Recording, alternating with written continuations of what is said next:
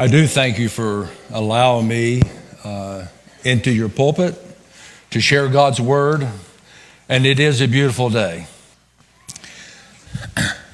We have this morning a biblical announcement, not a proclamation, but an announcement. And you can see on the next slide, in the transfer portal. Everyone's pretty familiar with this, or maybe you saw it, or maybe you don't care. But the transfer portal is about a system that's designed, and it's not new, but it's new to football, where you place your name in a database and you let the whole world know I'm available. Simply because the reason may be many for different ones, and for Grant Wells, I really don't know what his reason is. There's a lot of chatter, but there's always a lot of chatter. But by choice and decision making and the desire, there's some reason that he wants to put his name in the football portal, and maybe the idea is that this is not enough. Marshall's not enough for me, even though possibly his last year of playing. I want more. It's not enough. I want more. Well, I got to thinking about this, and I have a PhD friend out in Minnesota who does a lot of research, and he sends me things. Well, I no longer saw that the professor sent me this YouTube video, and it was about a church portal. And wait a minute. I know things have changed. We don't really sing the old rugged cross like we used to. Things have changed. And I think always probably for the better. But I want you to watch this.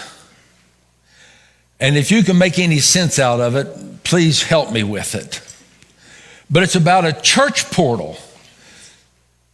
And it's a little comical, but I'm saying to you there's a great truth in it.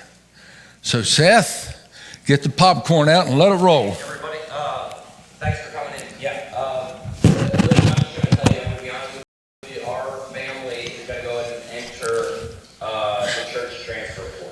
Yeah, you know what? We've been at First Baptist for a long time. And, Pastor Doug was the guy that originally recruited us when we moved to town. But with him, rising with his Instagram following, and he'd take the assistant job down at Elevation, we're also looking at options. I just want to say it, I got to do what's best for myself and my family. Obviously, we're at a First Baptist currently. We'd rather not transfer in conference to another First Baptist church in town, but we're looking at all options. That the other First Baptist in town, obviously they put up great numbers, but Easter and Christmas, we're going to have to compete against each other twice a year. But we're looking at other options. Obviously, the Woods Church has been, a strong contributor for a long time. They told me as an elder, with my experience and the numbers I've been putting up, they said I can contribute on the elder board on week 1. So that's definitely an option that we're looking at. Obviously, Bethel, everybody knows their worship numbers with the hand raised per person. That's top 10. That's going to qualify top 10 every single year, just with the energy and emotion that they can stir up from that congregation. Obviously, that's hard to compete with. And then you got a Sacred Community. I mean, they looked at our tapes, and my wife has the highest, she's been doing the offering for 3 years now, the highest money per row conversion rates in the conference. So they've been obviously looking at her. And then, of course, Freedom Church, with everything they've been doing with their new pastor. Obviously, a little bit non-denominational, not a lot of accountability over there.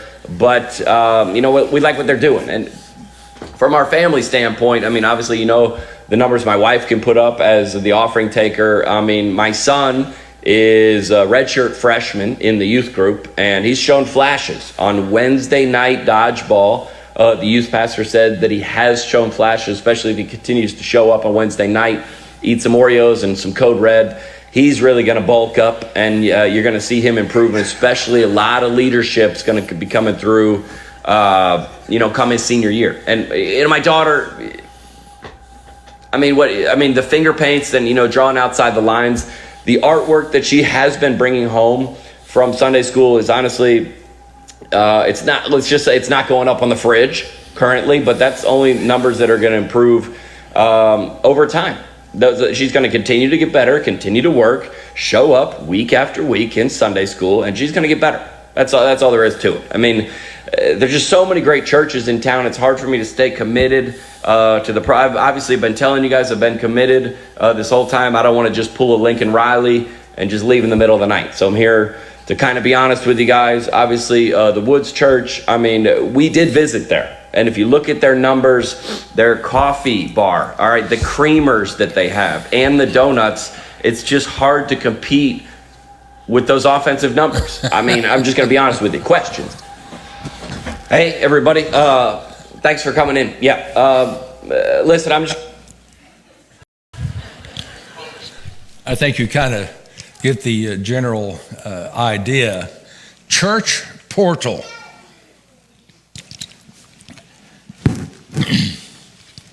The thing that is left out, I was telling Danny Joe, is the fact that we move and breathe by the power of the Holy Spirit. Amen. Most people, maybe using poor English, don't know the Holy Spirit, but he's all God within us, the Parkletos, totally within us, to fill us, to move us, to drive us, to help us to be successful. And it was the Holy Spirit that led my wife and I here at Kenova Baptist Church. It wasn't by mistake.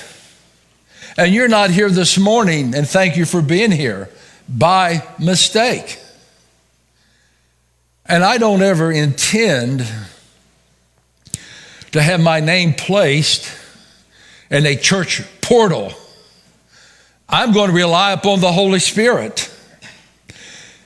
And the only place that my name is written in a church portal is the portal of glories, where Jesus would say, "Well done, thy good and faithful servant." Amen. Not some directory, not some system or modality or algorithm or whatever word you want to use.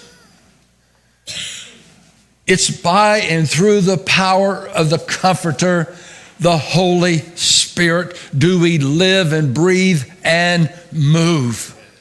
And we must rely upon him. And I pray that you're here this morning because you have peace in your heart. That peace doesn't come from you. That peace and understanding comes from the Word of God, our Lord and Savior, Jesus Christ. And he brings that comfort to you.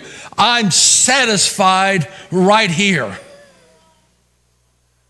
Grant Wells was not satisfied at Marshall, evidently.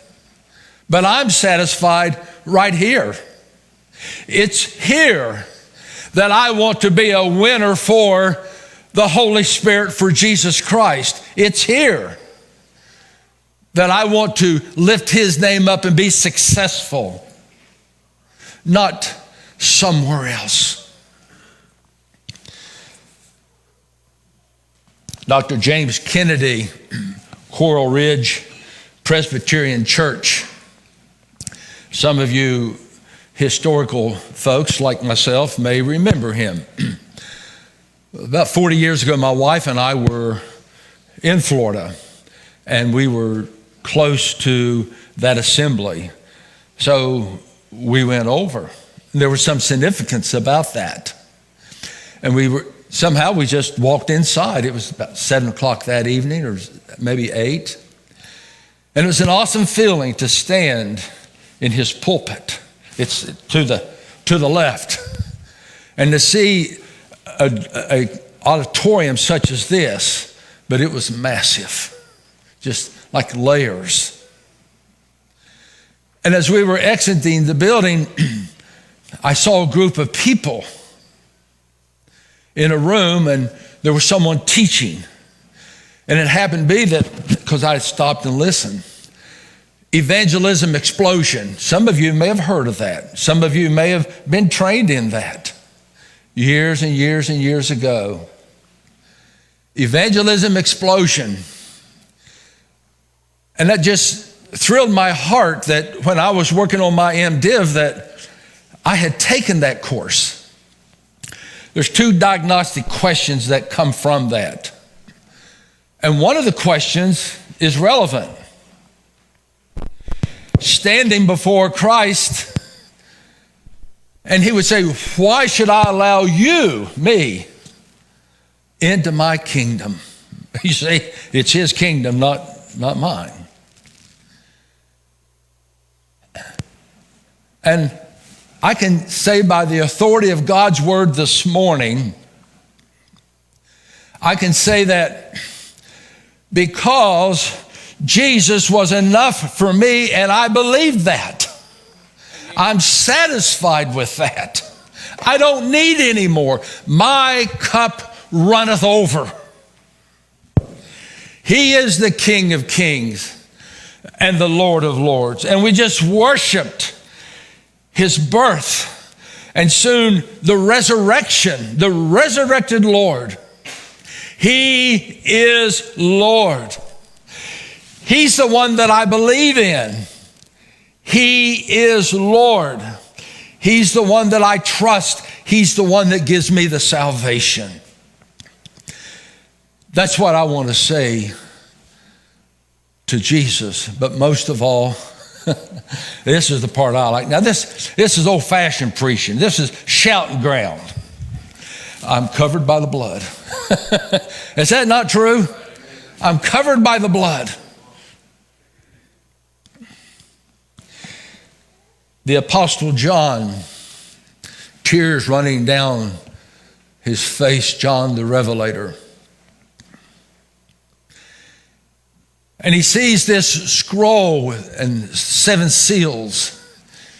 He knows it's not mightily important, but all important. It's about what is and what's going to come. And he's been invited into the portals of heaven. And he's asking himself this question, who is worthy?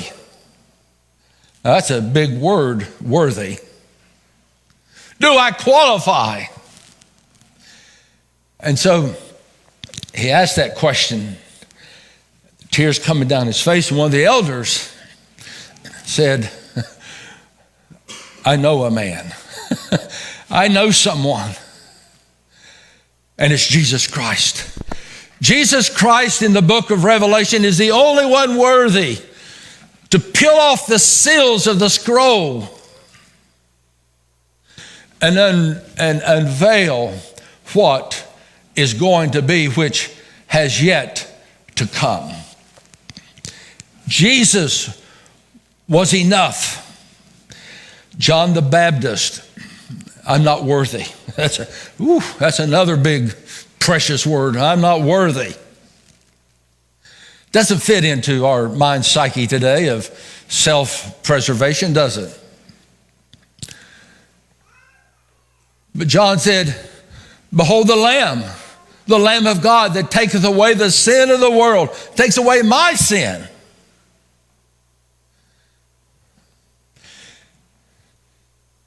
It's the Lamb that was enough before the congregation on the bank when John baptized him.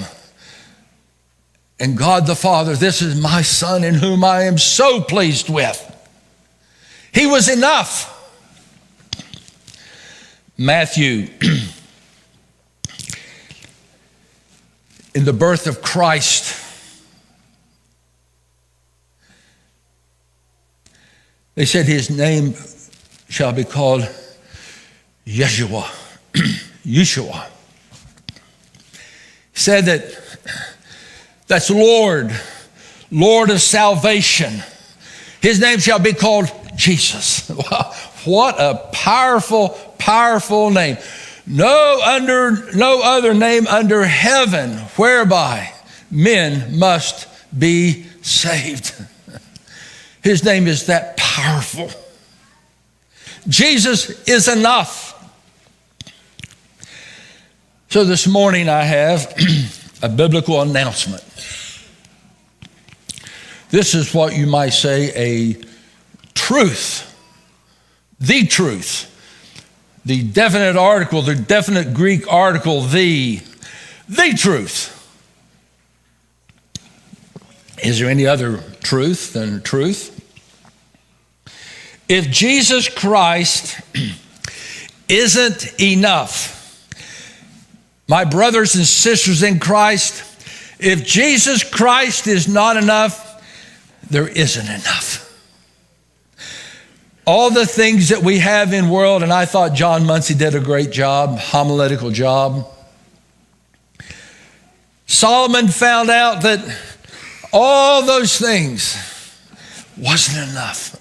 It didn't fill the empty hole in our hearts, in our soul. But Jesus is the only one that is enough. If you're here this morning, if you've never proclaimed that truth, you've never announced that truth by confession and baptism to let people know,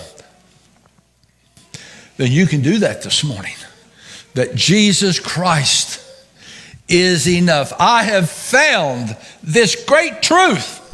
He is enough. Now, in the book of Colossia, in chapter 1, I want to read for you, and you can read on the screen. Seth said, bad news, the clicker's not here today. I said, praise the Lord. Because that means I don't have to try to use that thing. In Colossians, to this church, may be the closest to a biblical church that we find in the New Testament. Listen to this.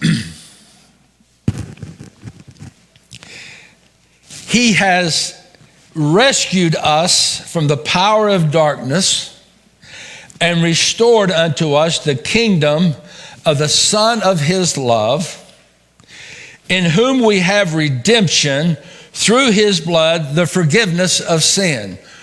Wow, what an exegetical statement. Verse 15, he is the image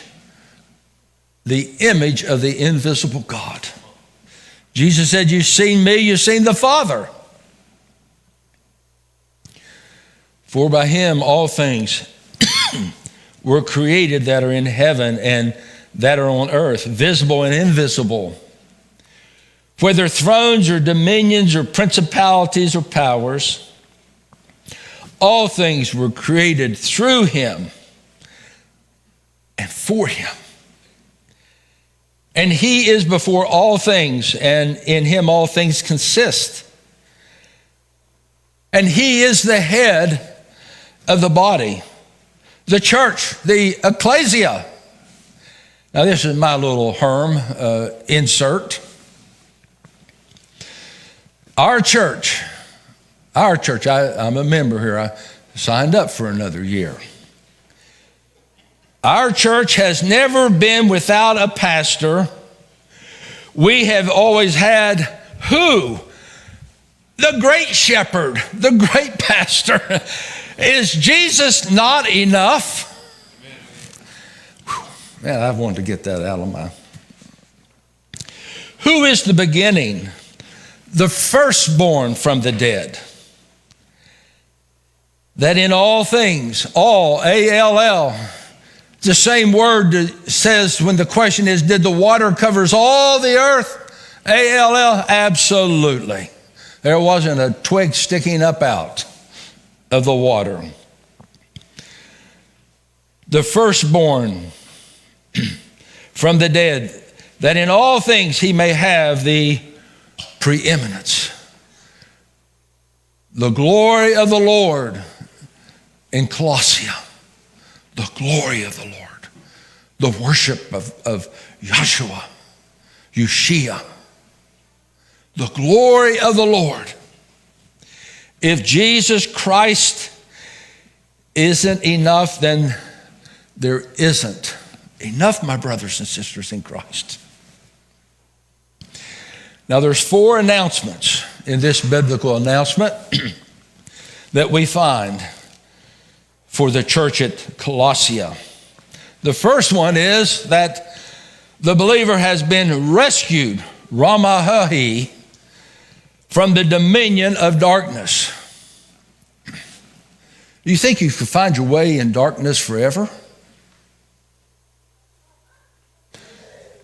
You think in eternity that darkness is going to be a good thing?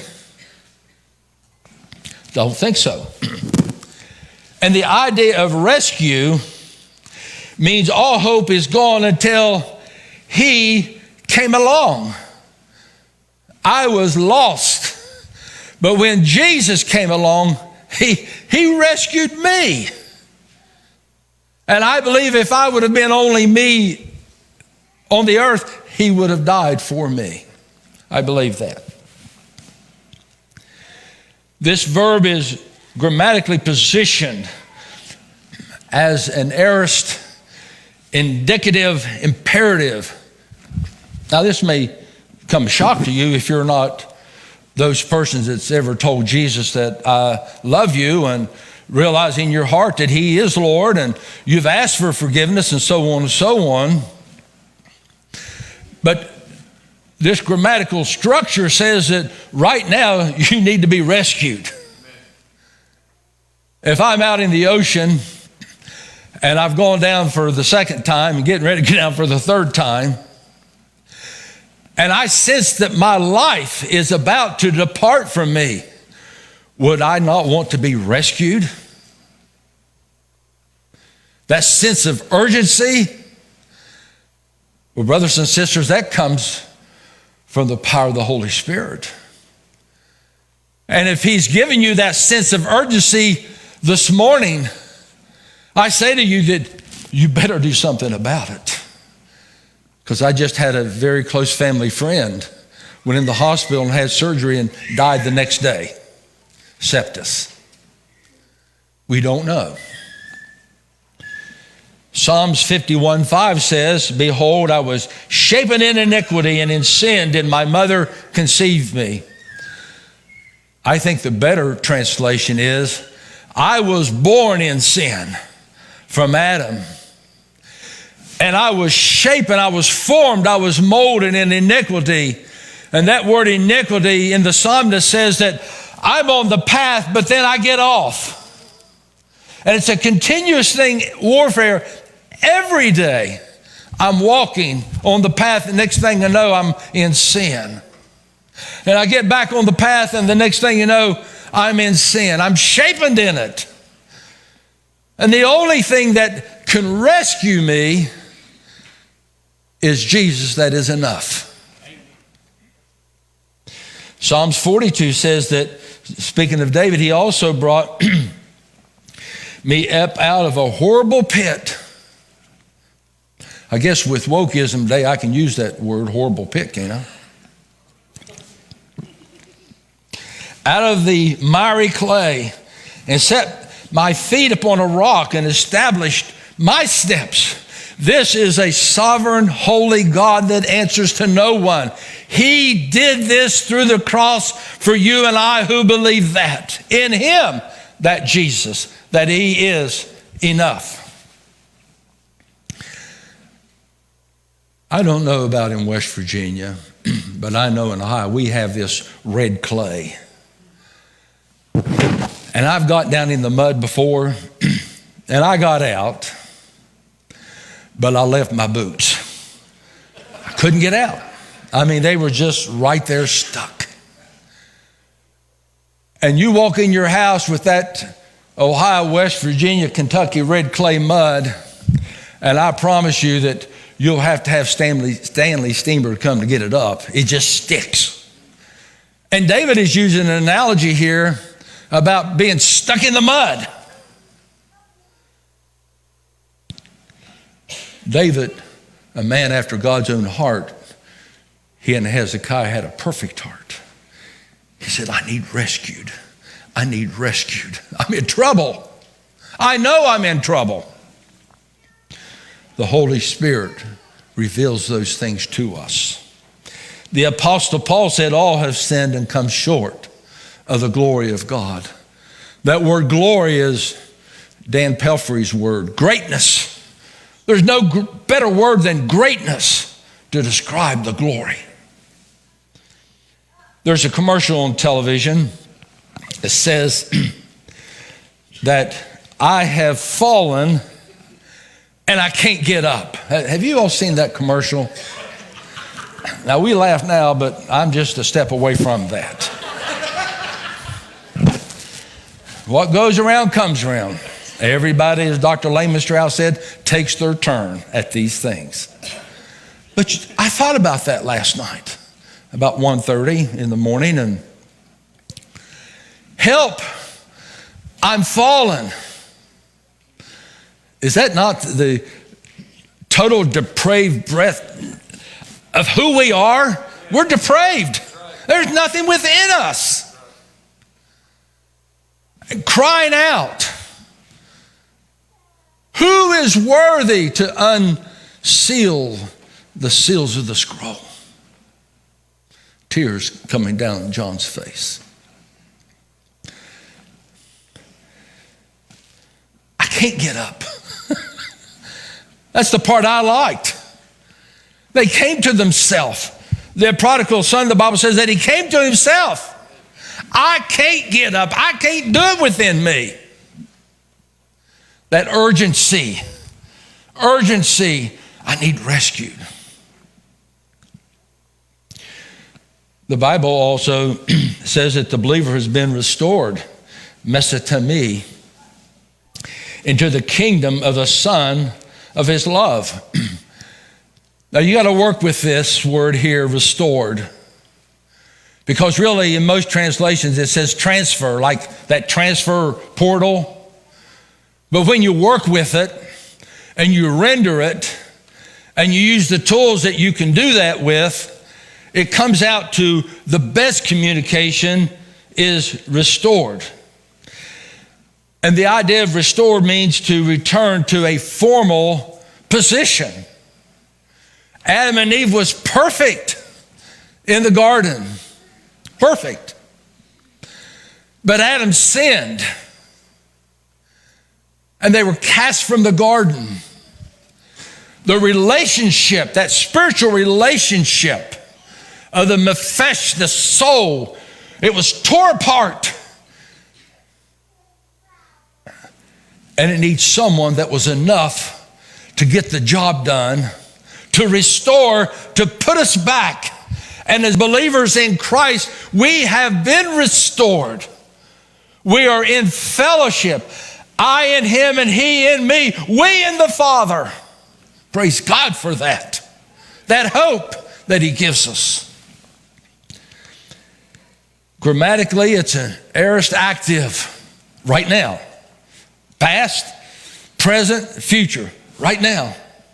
And John said in 11:25, Jesus said to her, I'm the resurrection. What a powerful word. And the life. He who believes.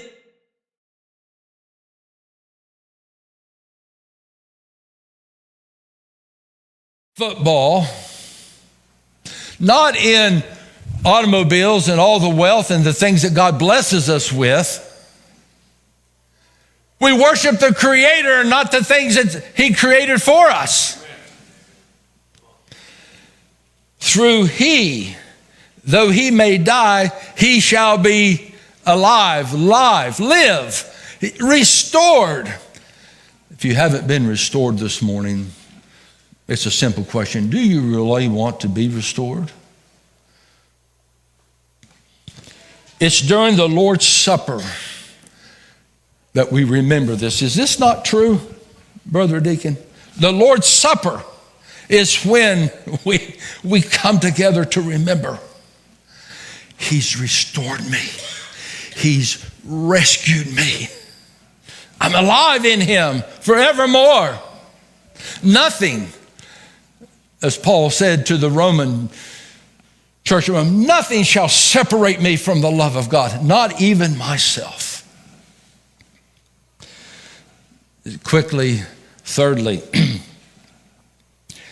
when we think of Jesus is enough, and if he's not enough, then there isn't enough, period.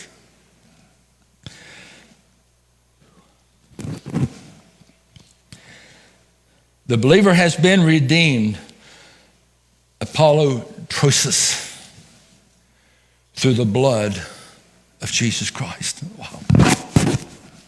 Isn't that something?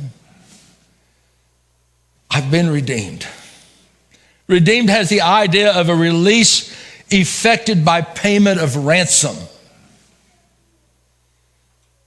And the last thing that Jesus said before dying was, tetelestai, it's finished. Dave Akers, it's finished forever. He doesn't have to come back and die again. Once and once was enough, because he is and was always the Son of the living God. The slave block of slavery, when they would put a slave,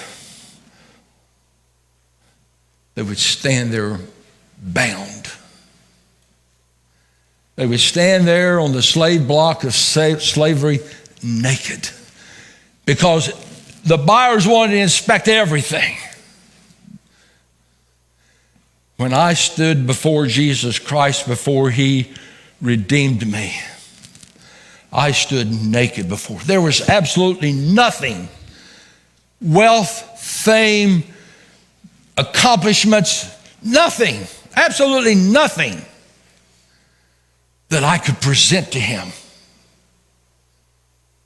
And he is the one that redeemed me. He was the one that was enough. He's the one that is qualified. He's the one that has authority. He's the one that God sent. There's a song, and this is where I really get into trouble, but at my age, I really don't care. If we could have this song up here. Now, I'm no songster like the professor and some of them in here. But if we look at the refrain, if we just kind of move it down a little bit, where it says, I'm redeemed, there we go. How many of you historical Baptists remember this song? I'm redeemed by love divine. Glory, glory, Christ is mine. Christ is mine. All to him I now resign. I have been redeemed. Redeemed. Now, I'm not no choir leader. I am no singer. I'm not a lot of anything. But I want you to sing this verse. Now, some of you that can lead and sing extra loud, please. Let's sing this. I'm redeemed by love divine.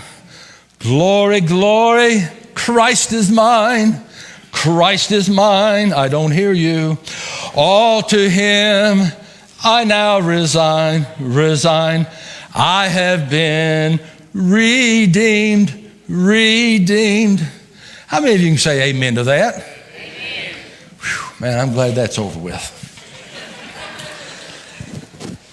The last point, the believer has been forgiven, Ephesus, of their sin, It's a noun accusative. You have been released now and forever. No one, Satan, can ever once again bring me before Jesus Christ and say he's guilty. He's guilty. Cannot do that. That spiritual man is solid forever. We taught eternal love, eternal grace. Forever. 1 John 1:9 says, if we confess our sins, he is faithful and just to forgive us of our sins and purify us from all unrighteousness. I like that word, purify, opposed to cleansing. It's a stronger word. So when God forgave you and he forgave me, how did you feel? Did you have a spring in your step? Did you have peace in your heart? And I was about 11 or 12 years old in Bible school. That's where you had Bible school 2 weeks in a row. Cookies and Kool-Aid, I'll never forget it. But I remember Pastor Homer Webb, he said, do you want your sins forgiven? Jesus Christ can do that for you. I didn't understand all the theology. I didn't understand EE or Evantel or the Romans Road. I didn't understand any of it. I just knew that I was lost and I wanted to be saved. I wanted to be with Jesus forever, forever and forever. And I didn't want to have to worry about this because God's forgiveness is a covenant promise that I cannot even break. So if we come to a close here, and I want to share these tonight, if you can come. What are our responses to these announcements, to this idea that if Jesus Christ is not enough, there's not enough. There's not enough. First is remain in a biblical church. A biblical church.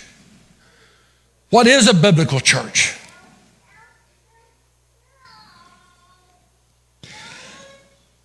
Let the Holy Spirit be your teacher, be your helper, be your guide, be your decision maker. Totally rely on him and not someone else to guide you in life. In the spiritual things,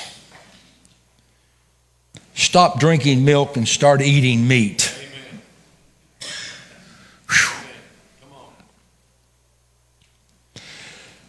You know, we have become sometimes so much in ourselves, we don't need the help of Jesus. We don't need the help of the Holy Spirit.